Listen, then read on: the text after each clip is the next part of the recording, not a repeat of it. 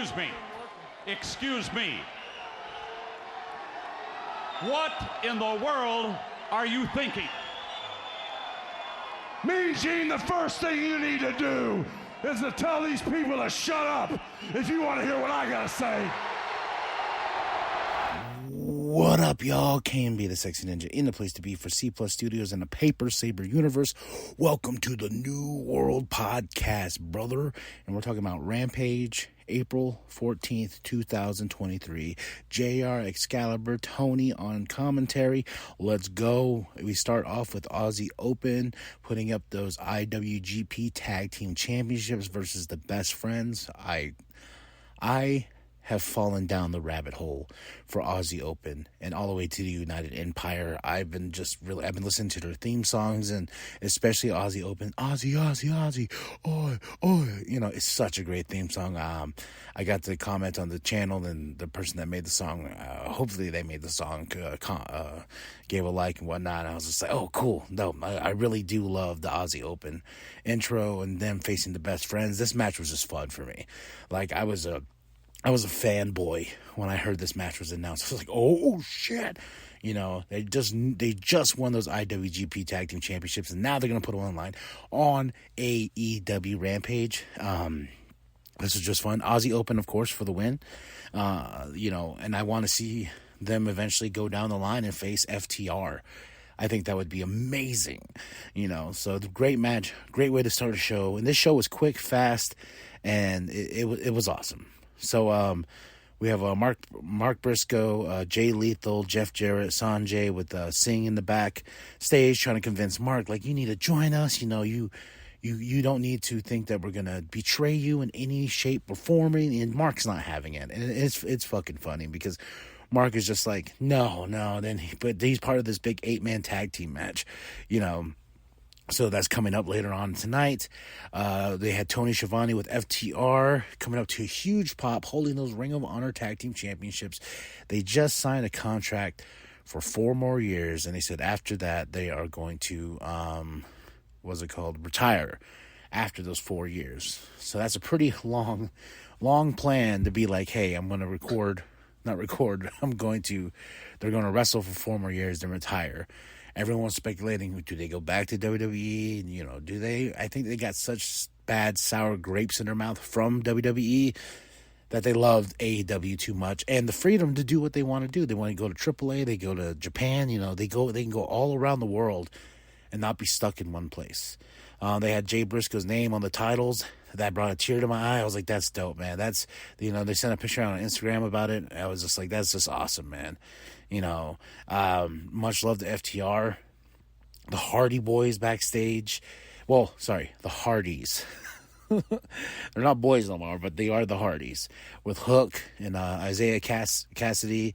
They're with Lexi talking about the future. They just challenged the firm to a match at the Hardy compound. So we're going to see some delete excellence out of this. Some very cinematic matches, you know, and I'm glad that we're still keeping these alive. I do like these, you know. I wish we can go back to them a little bit, especially with like the Fiend and stuff like that, you know. And you can do a crazy match like that Mountain Dew whatever pitch black match, like, but you know, I think really, like, it looked cool, but realistically, like, if you did it all trippy like we did it in the COVID era of WrestleMania, you know, the John Cena Fiend match, which really wasn't a Fiend match, but it was this crazy cinematic thing. I think we could do that. But you got to give it up to Matt Hardy. Matt Hardy creating the delete character, everything like that. Delete, and doing these matches with these cinematic feels, you know, it's just one of those things where that makes more, you know, that's fun. It's out of the box. It's crazy. So I can't wait to see them take on the firm at the Hardy compound. Wardlow, Hobbs, backstage promo. I'm actually getting more into this feud now, especially after Wardlow powerbombed that poor QTV person. It almost broke his head. I was just like, oh my goodness, check on that, man. Big 8-man tag, Mark Briscoe, Jay Lethal, Jeff Jarrett, Saddam Singh versus, I really don't remember. I even have a blank right here because it was just so quick and fast. Mark for the pin. He's trying to leave. Sanjay Dutt's like, come on, come on, you are, come on. So, we had the Bullet Club, the Elite promo. It's coming to a head. We're going to hear from the Elite this Wednesday, so I am excited about that. Where are we going to go? Is it going to lead to, I was thinking to a big, those big matches they do every year, the big stadium matches, empty stadium, or, just go crazy with it, just kick the shit out of each other, probably make it back to the ring to have a starting point, then make it all back to the ring to keep the fight going. I don't know. We shall see. Taya Valkyrie versus Emi Sakura. This was a fun match right here. Taya for the win, but Jade came out, and they got it. I was like, finally. When they started laying their hands on each other, I was like, finally. Jade hit Taya with the Jaded. So now we're building this, and once they finally put their hands on each other, I was like, finally. Big match, Dralistico versus El Hijo del Vikingo next Rampage for the AAA Mega Championship. That's going to be awesome.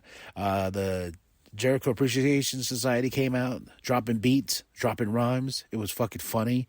I like this hat. You want to know what gets my nipples hard?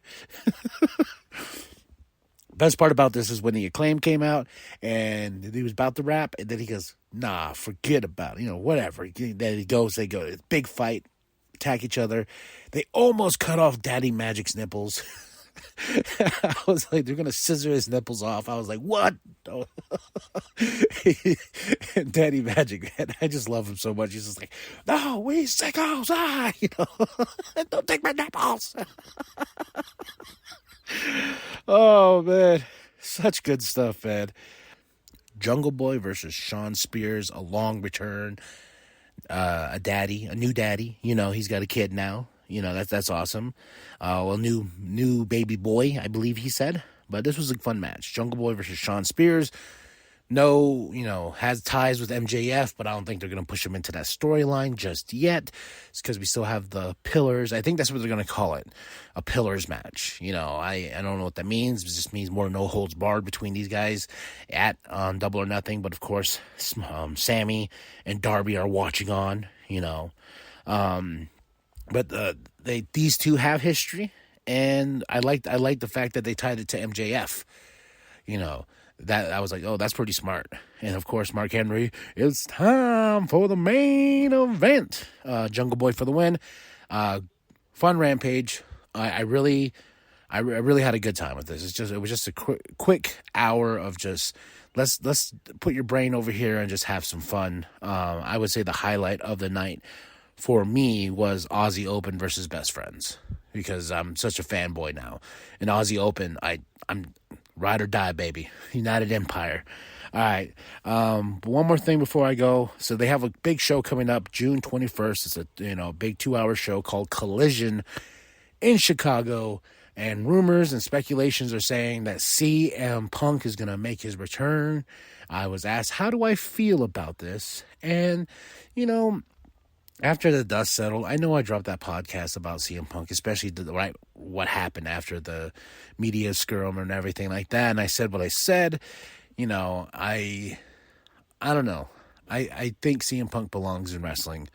But I just think he just needs to get his attitude checked out. I know he's a big deal. He is huge. But there's also, too, you don't want to make people uncomfortable, like the Elite, who said they don't want to work with him. There's a lot of people that don't want to work with him. And you look over his career, this dude has a huge career. It was funny as I was thinking about doing a podcast of his last year in WWE, all the pay-per-view matches, losing to The Rock, and facing Undertaker and Ryback and a Hell in a Cell, all these things. I don't know if that's all in his last year, but I know those matches come to mind. I wanted just to do the final year of Punk and where all these matches went and how much he's willing to do business, but when it's creatively so stupid and he deals with the Ryback that, actually hurt him and stuff like that. So I was thinking of a podcast like that just about CM Punk and what he's done, what he's accomplished, even the Summer of Punk, Ring of Honor. I have that DVD compilation set. It's such a fun set. I also have the Samoa Joe and CM Punk trilogy, one of the best wrestling trilogies out there.